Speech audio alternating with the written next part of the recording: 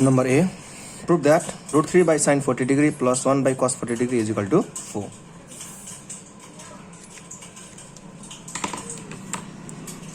Number A, LHS equals root 3 by sin 40 degree plus 1 by cos 40 degree. LCM first. LCM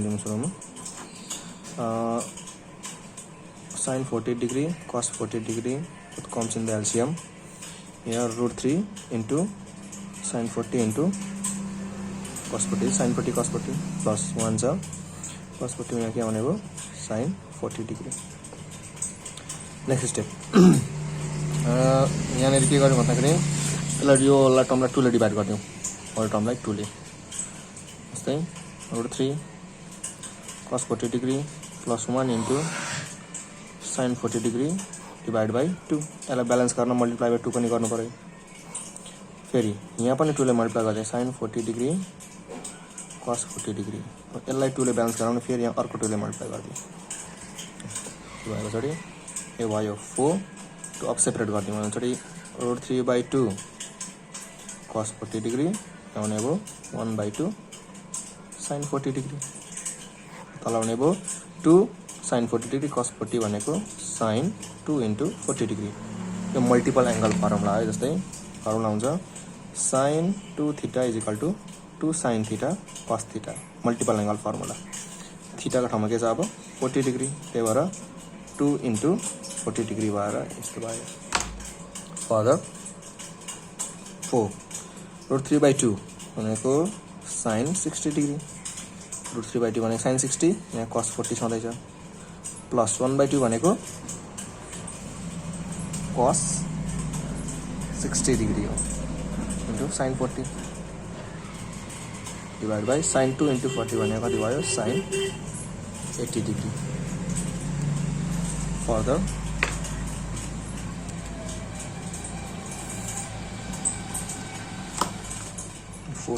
bracket लगाउनु पर्यो. 4 छँदैछ. यता sin A cos B plus cos A sin B वाला फर्मुलामा भयो है. यो वाला formula sin A cos B plus cos A sin B compound angle formula है. यसको फर्मुला हुन्छ sin A प्लस B. अब यहाँ A को ठाउँमा कति छ 60 डिग्री, B को ठाउँमा छ 40 डिग्री. सो हाम्रो रिजल्ट हुने भयो sin 60 degree plus 40 degree. Denominator में आयो sin 80 degree. that's equal to 4. sin कति आयो 100 degree divide by sin 80 degree. 4 sin. अब 100 लाई हामी 180 माइनस 80 लेख्न सक्छौं किनकि 180 माइनस 80 भनेको 100. बाकी सबै सेम छँदैछ. sin 80 degree equal to 4. हेर्नु त यो ट्रान्सफर्मेसन अफ ट्रिगोनोमेट्रिक रेशियोमा जाउँ. 180 डिग्री 90 को इवन मल्टिपल हो. त्यही भएर sin को sin नै रह्यो. 80 डिग्री छँदैछ. 180 डिग्री माइनस गर्दाखेरि कुन क्वाड्रेन्टमा गयो सेकेन्ड क्वाड्रेन्टमा. यो लाइन 180 डिग्री हो. 0 90 180 माइनस गर्दाखेरि यो क्वाड्रेन्ट गयो सेकेन्ड क्वाड्रेन्टमा. सेकेन्ड क्वाड्रेन्टमा साइन पोजिटिभ हुन्छ. सो sin 80 डिग्री रह्यो. डिवाइड बाई तल पनि कति छ sin 80 डिग्री. त्यसले क्यान्सल भयो. Remaining is 4. That is our RHS. Hence proved. Next question. Question number B. Question number B.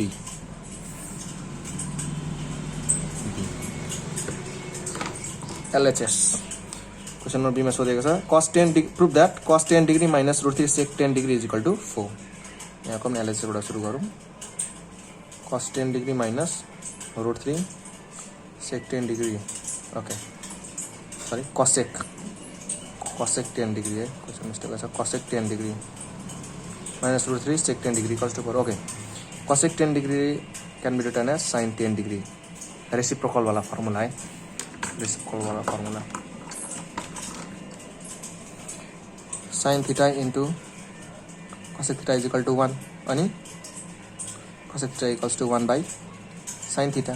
अनि यो केसमा थीटा को भ्यालु कति छ 10 डिग्री. त्यही भएर cosec 10 degree is equal to 1 by sin degree.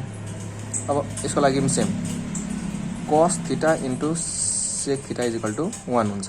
भनेपछि sec theta equals to 1 by cos theta हुने भयो.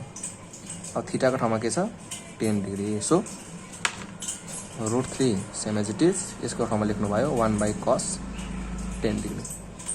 अब एलसीएम sin 10 cos 10 दुईटै एलसीएममा आयो।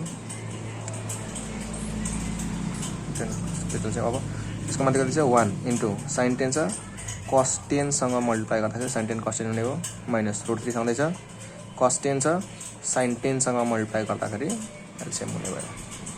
फेरि आएको जस्तो के गर्ने, 2 ले मल्टिप्लाई 2 ले डिभाइड,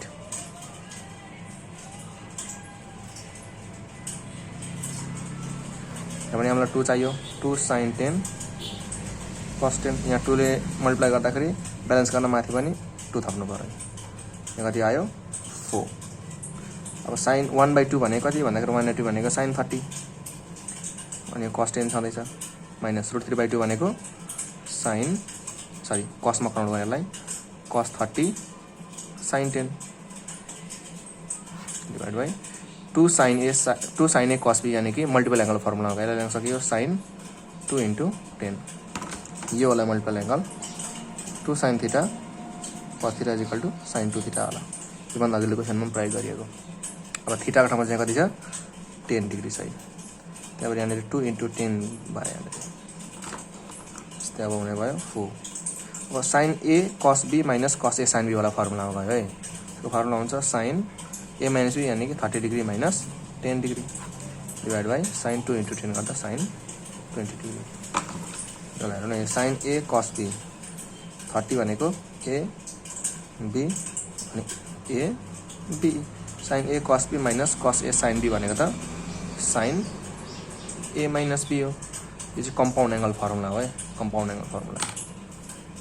त्यही भएर अब के हुने हो फाइनली 4, 30 - 10 भनेको sin 20, 30 - 10 20 divide by sin 20 cancel भयो, बाँकी रह्यो 4। That is our RHS, hence प्रुभड।